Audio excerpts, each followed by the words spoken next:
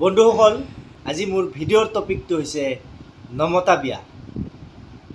বৰ্তমান অসমত চলি থকা, অসমৰ ছ'চিয়েল মিডিয়াত ধুমুহাৰ সৃষ্টি কৰি থকা এটা শব্দ হৈছে নমতা বিয়া। আৰু এই নমতা বিয়া সম্পৰ্কে মোৰ কিছু অনুভৱ, মোৰ কিছু অনুভূতি আপোনালোকৰ আগত মই আজি শ্বেয়াৰ কৰিব ওলাইছোঁ। হয়তো মোৰ লগত আপোনালোক একমত নহ'বও পাৰে বা মোৰ কিছু ভুলো হ'ব পাৰে। আপোনালোকে কমেণ্টত মোৰ ভুলটো মোক শুধৰাই দিব।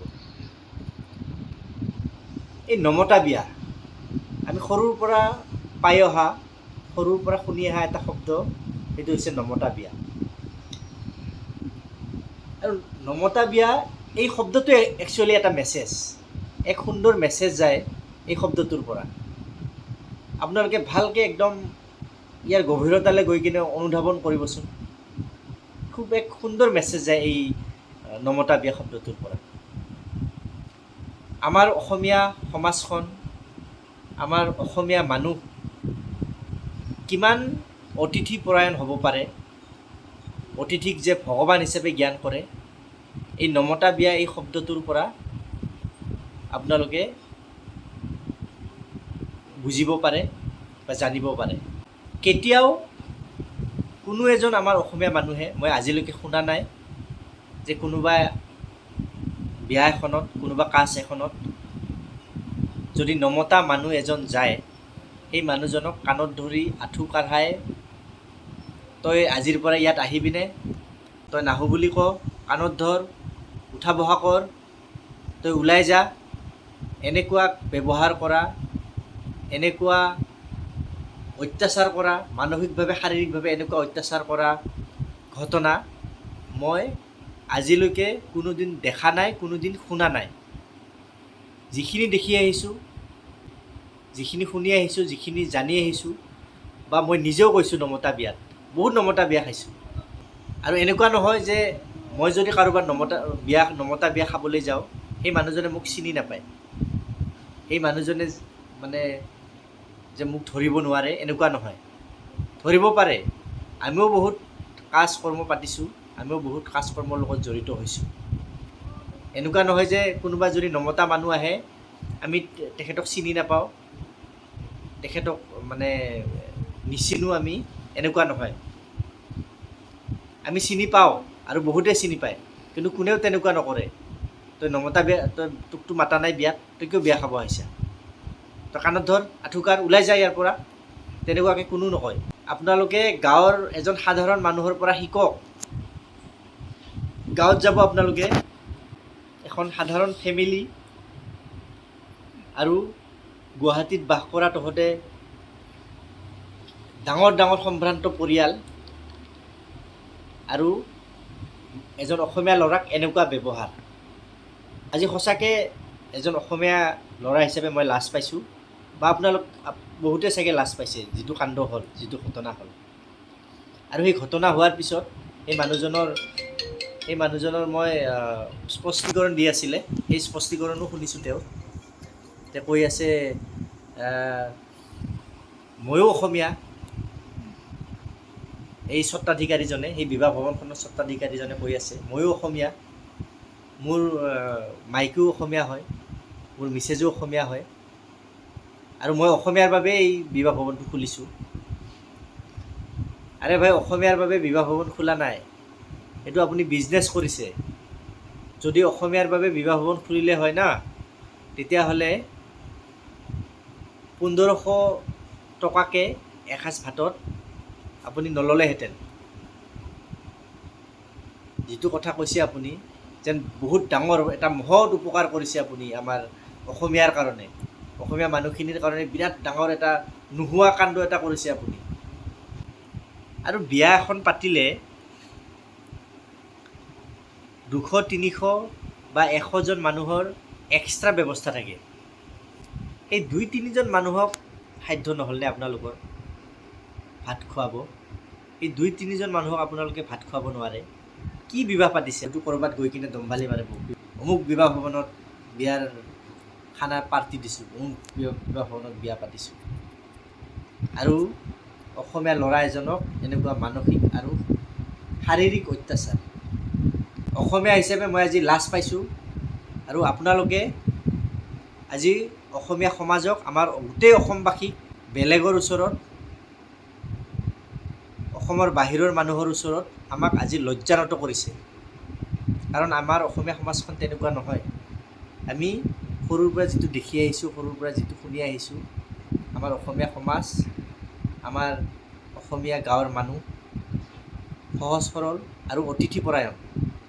ৰাস্তাত বহি থকা মানুহক আমি, খাবলৈ নোপোৱা মানুহক আমি আদৰি আনি কিনে ভাত খুৱাই কিনে পঠিয়াই দিওঁ। তেনেকুৱা আমাৰ সংস্কৃতি, আমাৰ অসমীয়া মানুহৰ সংস্কৃতি তেনেকুৱা। আমাৰ অসমীয়া মানুহৰ সংস্কৃতি নহয় যে তই নমতাকে বিয়াত আহিছে, আঁঠু কাৰ আৰু ইয়াৰ পৰা ওলাই যা। তেনেকুৱা সংস্কৃতি নেকি আমাৰ? হা? আমাৰ অসমীয়া মানুহৰ তেনেকুৱা ব্যৱহাৰ নেকি? তহঁতক কি ক'ম, মানে মোৰো একদম কথা ক'ব ভাষা নাই। মুখা পিন্ধা ভদ্ৰলোক, সম্ভ্ৰান্ত পৰিয়াল তহঁত, আৰু তহঁতৰ এই ব্যৱহাৰ। গাঁৱৰ সাধাৰণ মানুহ এঘৰে এনেকুৱা ব্যৱহাৰ নকৰে কোনো মানুহক। নিজে নাখায়ো খুৱাই বেলেগক, এনেকুৱা মানুহো দেখিছোঁ। আৰু মই গুৱাহাটীত থকা এজন গুৱাহাটীবাসী হিচাপেও লাজ পাইছোঁ। কাৰণ মোক এতিয়া, মই যদি বাহিৰত যাওঁ, কোনোবা গাঁৱত যায়, মোক ক'ব, তহঁতে গুৱাহাটীৰ মানুহ হৈ কিনে এজন সাধাৰণ ল'ৰাক, সাধাৰণ অসমীয়া ল'ৰাক তহঁতে এসাঁজ ভাত খুৱাব নোৱাৰ। তহঁতে কি গুৱাহাটীত থাকাহে? কি সম্ভ্ৰান্ত মানুহ তহঁতে, কি শিক্ষিত মানুহ? মই যদি গাঁৱত যাওঁ মোক লাজ দিব। মই এতিয়া গাঁৱত যাব নোৱাৰিম তহঁতৰ কাৰণে। তহঁতে যিটো কাণ্ড কৰিলি, গোটেই গুৱাহাটীৰ মানুহ এতিয়া গাঁৱত যাব নোৱাৰিব। এই গুৱাহাটীত বাস কৰা এজন সাধাৰণ মানুহ এতিয়া গাঁৱত যাব নোৱাৰিব তহঁতৰ কাৰণে, বাহিৰত যাব নোৱাৰিব। আজি বাহিৰত বহুত ভাল ভাল অসমীয়া আমাৰ মানুহ আছে, ভাল ভাল ভদ্ৰলোক, অসমীয়া ভদ্ৰলোক বাহিৰত বহুত আছে। সেই কাণ্ড দেখি কিনে বাহিৰত থকা আমাৰ অসমীয়া মানুহবিলাক, অসমীয়া ভদ্ৰলোকবিলাক হয়তো ভাবিছে, চালা আমাৰ অসমখন এনেকুৱা হৈ গ'লনে? আমাৰ গুৱাহাটীখন এনেকুৱা হৈ গ'লনে? এজন সাধাৰণ মানুহক, সাধাৰণ অসমীয়া ল'ৰা এজনক বিয়া এখন পাতিছে, ভাত খুৱাব নোৱাৰে, কাণত ধৰাই আঁঠু কঢ়াই কিনে এক নিৰ্মম অত্যাচাৰ। সি চুৰ কৰিব গৈছিল নেকি? হা? সেই ল'ৰাজনে কি চুৰ কৰিব গৈছিল নেকি? ল'ৰাজনে ভোকত, পেটৰ তাড়নাত এমুঠি ভাত খাবলৈ গৈছিল তাত। আৰু তাত বাহিৰত লিখি দিব লাগিছিল, বাহিৰত বেনাৰ এখন কিয় মাৰি নথলে তাত, যে নমতা মানুহ বিয়ালৈ নাহিব, নমতা মানুহৰ এই বিয়াত প্ৰৱেশ নিষেধ। এখন বেনাৰ তাত লগাই থৈ দিব লাগিছিল। আৰু নেক্সট টাইম বিয়া পাতিলে, নেক্সট টাইম যদি বিয়া পাতে, তাত বেনাৰ এখন লগাই থৈ দিব যে নমতা মানুহৰ প্ৰৱেশ নিষেধ। তহঁতৰ কাৰণে চালা আজি লাজ পাইছোঁ। বেলেগৰ আগত বহুত ডাঙৰ ডাঙৰ লেকচাৰ মাৰিবি, হা? আমাৰ অমুক আছে, তমুক আছে, আমি অমুক কৰোঁ, তমুক কৰোঁ। এইবিলাক লেকচাৰ না, এইবিলাক লেকচাৰ বেলেগৰ আগত দিবি।